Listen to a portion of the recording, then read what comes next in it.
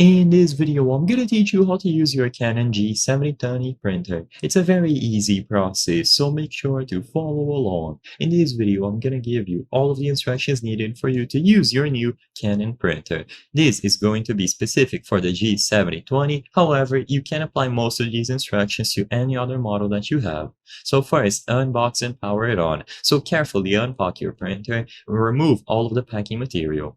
Connect the power cord to the printer and plug it into a power outlet, so it needs to be plugged in for it to work properly. And then you can turn it on by pressing the power button. Usually, you might need to give it some seconds or even a full minute for it to set up. You might hear some noises, just let that happen, and now you can load paper. So open the paper tray and adjust the paper guides to the correct paper size.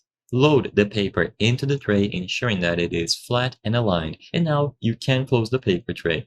Once it is properly loaded up with paper, you will need to open the ink tank cover for the ink bottle installation.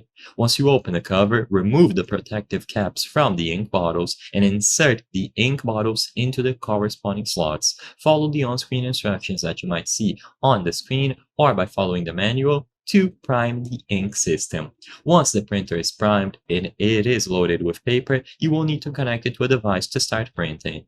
Usually, most people will do this to a wireless connection, so you will be able to press and hold the Wi-Fi button on the printer for a few seconds and follow the on-screen instructions to connect your device to the printer's Wi-Fi network. You can also consider downloading the Canon Print app to make this process significantly easier.